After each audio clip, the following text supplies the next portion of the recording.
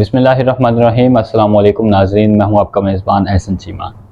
Video شروع کرنے سے پہلے آپ سب سے گزارش ہے کہ اگر ابھی تک آپ نے چینل سبسکرائب نہیں کیا تو برائے مہربانی کر لیں۔ ویڈیو پسند آئے تو ویڈیو کو لائک اور شیئر کریں۔ اگر کوئی ویڈیو میں کمی بیشی رہ جائے تو برائے مہربانی کمنٹ سیکشن میں ہماری اصلاح ضرور کیجیے گا۔ ناظرین، دو اہم خبریں ہیں جو آپ کے ساتھ شیئر کرنی ہیں، اور اس کے علاوہ آج بہت ہی ایک اہم ٹاپک پہ ویڈیو بنا رہا ہوں، تو برائے مہربانی ہمارے ساتھ رہیے گا، ویڈیو کو اینڈ تک لازمی دیکھیے گا۔ ناظرین، گزشتہ رات اسلام آباد میں تحریک انصاف کے مرکزی دفتر کو سیل کر دیا گیا تھا۔ سی ڈی اے نے تجاوزات کے خلاف آپریشن کے دوران پی ٹی آئی کے سینٹرل سیکریٹریٹ کی عمارت کے ارد گرد کچھ حصہ گرا دیا تھا۔ مزاحمت کرنے پر پی ٹی آئی کے رہنما عامر مغل کو گرفتار کر کے نامعلوم مقام پر منتقل کر دیا گیا۔ ذرائع کا کہنا ہے کہ کیپٹل ڈیولپمنٹ اتھارٹی کی ٹیم پولیس کی بڑی نفری کے ساتھ پاکستان تحریک انصاف کے مرکزی دفتر پہنچی اور ان کے ساتھ ہیوی مشینری بھی تھی۔ سی ڈی اے کی ٹیم نے پولیس کے ہمراہ آپریشن کیا۔ آپریشن کے خلاف مزاحمت کرنے والے تحریک انصاف کے رہنما عامر مغل سمیت 25 ملزمان کو نامزد کر کے تھانہ کراچی کمپنی میں علاقہ مجسٹریٹ محمد سجاد کی مدعیت میں مقدمہ درج کر لیا۔ قابل غور بات یہ ہے کہ مقدمہ 780A یعنی انسداد دہشت گردی سمیت دیگر 6 دفعات کے تحت درج کیا گیا۔ تحریک انصاف نے سی ڈی اے کی کارروائی کے خلاف عدالت جانے کا اعلان کر دیا ہے۔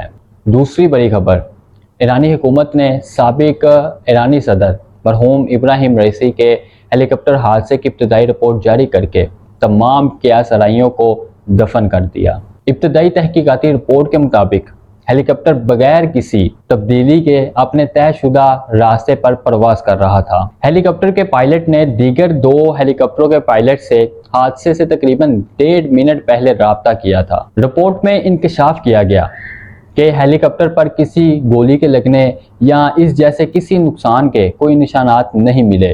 حادثے کے بعد ہیلی کاپٹر میں آگ لگ گئی۔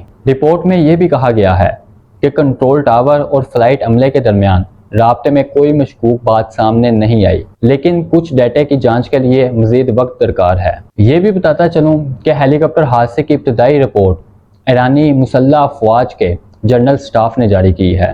ناظرین، ملکی حالات پر کڑی نظر رکھنے کے لیے کئی ماہ سے جرائد، کتب اور انٹرنیٹ پر ریسرچ کرنا میرا معمول بن چکا ہے۔ ریسرچ سٹڈی سے جو میرے مطالعے میں اضافہ ہوتا ہے، میری یہ کوشش ہوتی ہے کہ میں وہ مطالعہ اپنے ناظرین کے ساتھ بھی شیئر کروں۔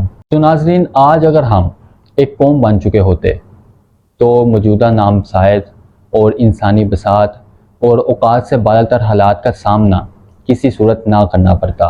ہمارے مبصرین اور تجزیہ نگاروں کی کثیر تعداد ہمارے قوم نہ بن پانے کی بہت سی وجوہات اپنے اپنے انداز میں 75 سال سے بیان کرتے آ رہے ہیں۔ میں اپنے سینئرز کی بہت سی چیزوں پر اتفاق کرتا ہوں، لیکن آج پاکستانی عوام کو ایک قوم نہ بن پانے کی بہت اہم وجہ آپ کے ساتھ شیئر کروں گا۔ شاید اس سے پہلے آپ نے کسی تجزیہ نگار یا مبصر سے میری پیش کردہ رائے کبھی نہ سنی ہوگی۔ ناظرین، یہ مطالعہ میں نے ام المومنین حضرت خدیجہ رضی اللہ تعالیٰ عنہ کی زندگی پر مطالعہ کرنے کے دوران پیش کرنے کا ارادہ کیا، اور حضرت خدیجہ سے لے کر اب تک مختلف مذاہب اور ممالک میں بسنے والی خواتین بارے اہم معلومات اکٹھی کی۔ ساری معلومات تو شیئر کرنا ناممکن ہے، مگر آپ کو بتاتا چلوں کہ قیامت تک آنے والے آخری افراد تک کی کامیابی کی بنیاد دین اسلام ہے۔ بحیثیت مسلمان یہ ہمارا ایمان بھی ہے۔ یہاں آپ کو بہت دلچسپ بات بتاتا چلوں کہ جب نبی اکرم صلی اللہ علیہ وآلہ وسلم پر پہلی وحی نازل ہوئی اور انہیں نبوت ملی، تو سب سے پہلے آپ نے حضرت خدیجہ رضی اللہ تعالیٰ عنہ کو اسلام قبول کرنے کی دعوت دی۔ حضرت خدیجہ رضی اللہ تعالیٰ عنہ وہ پہلی فرد ہیں جنہوں نے نہ صرف اسلام قبول کیا بلکہ آپ صلی اللہ علیہ وآلہ وسلم کی نبوت کو بھی تسلیم کیا۔ اس کے بعد ابتدائی دنوں میں آپ صلی اللہ علیہ وآلہ وسلم پر جو بھی وحی نازل ہوتی، اس کی تعلیم سب سے پہلے حضرت خدیجہ رضی اللہ تعالیٰ عنہ کو دی جاتی۔ ناظرین، چونکہ آپ صلی اللہ علیہ وآلہ وسلم کا کوئی استاد نہیں، اللہ تعالیٰ نے براہ راست خود آپ کی تعلیم و تربیت فرمائی، اسی وجہ سے آپ صلی اللہ علیہ وآلہ وسلم کو امی کے لقب سے نوازا گیا۔ اس تناظر میں سادہ سی بات ہے کہ دنیا کے کامیاب اور محترم ترین دین اسلام میں سب سے پہلے تعلیم حاصل کرنے والی حضرت خدیجہ رضی اللہ تعالی عنہا یعنی کہ ایک خاتون تھی۔ اللہ رب العزت نے مسلمانوں کی تربیت کا آغاز ایک خاتون یعنی حضرت خدیجہ رضی اللہ تعالی عنہا سے کیا۔ اسلام کا سب سے پہلا طالب علم ہونے کا اعزاز ایک خاتون یعنی حضرت خدیجہ رضی اللہ تعالی عنہا کو حاصل ہے۔ ناظرین، میری گفتگو سے آپ کو اندازہ ہو چکا ہوگا کہ میں کیا کہنا چاہتا ہوں۔ جی، دنیا میں سب سے زیادہ طاقتور، پڑھی لکھی، تہذیب یافتہ اور کامیاب ترین قوم کی بنیاد ایک خاتون کو تعلیم دلوا کر قائم کی گئی۔ اس کے بعد اسلام میں ان گنت خواتین ہیں جن کے تعلیمی میدان میں غیر معمولی کارنامے تاریخ کے صفحات میں موجود ہیں۔ ہر کسی کا ذکر کرنا ناممکن ہے، مگر ام المومنین حضرت عائشہ رضی اللہ تعالی عنہا کا ذکر کرنا ضروری ہے تاکہ ہم یہ سمجھ سکیں کہ ایک قوم نہ بن پانے کی سب سے بڑی وجہ بلکہ سب سے اہم وجہ خواتین کو تعلیم سے دور رکھنا ہے۔ اس سے قبل کہ میں ام المومنین حضرت عائشہ رضی اللہ تعالی عنہا کی زندگی بارے اپنے علم سے آپ کو آگاہ کروں، پہلے یہ بتانا چاہتا ہوں کہ آپ صلی اللہ علیہ وآلہ وسلم کی دی گئی تعلیمات دو حصوں پر مبنی ہیں۔ ایک حصے میں گھر سے باہر رہنے اور زندگی کے معمولات کی تعلیمات ہیں جن کے راوی حضرات صحابہ اکرام کی تعداد سینکڑوں میں ہیں، جبکہ گھر کے اندر کی زندگی کیسے گزارنی ہے، مثلا بچوں کی تعلیم و تربیت، امور خانہ جات، رات کے عملیات وغیرہ بارے تعلیم کی سب سے بڑی معلمہ حضرت عائشہ رضی اللہ تعالی عنہا ہیں۔ ناظرین، نبی کریم صلی اللہ علیہ وآلہ وسلم نے خواتین کی تعلیم کو مردوں کی تعلیم پر ترجیح دی۔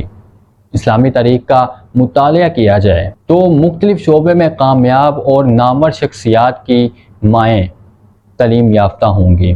یہ بھی حقیقت ہے کہ دشمنان اسلام نے مسلمانوں اور اسلام کو ختم کرنے کے لیے ایڑی چوٹی کا زور لگایا، لیکن وہ کبھی اس میں کامیاب نہ ہو سکے۔ بلاخر دشمنان اسلام نے جنگ و جدل چھوڑ کر مسلمانوں کو کمزور کرنے کی سوچ وچار شروع کی تو انہیں معلوم ہوا کہ مسلمانوں کی کامیابی، طاقت، ترقی اور مضبوط ایمان کی وجہ ان کی مائیں ہیں، لہٰذا مسلمانوں کی عورتوں کو کسی طرح گمراہ کیا جائے۔ پھر ایسا ہی ہوا۔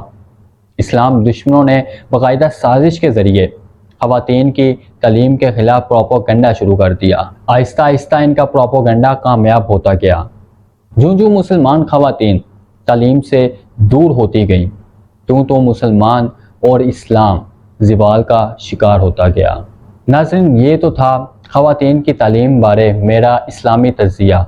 اب یہ جان لیں کہ غیر مسلم خواتین کی تعلیم بارے کیا کہتے ہیں۔ خواتین کی تعلیم بارے نیپولن کا خوبصورت جملہ یقیناً آپ کی نظروں کے سامنے سے گزرا ہوگا کہ تم مجھے اچھی اور تعلیم یافتہ مائیں دو، میں تمہیں مہذب اور تعلیم یافتہ قوم دوں گا۔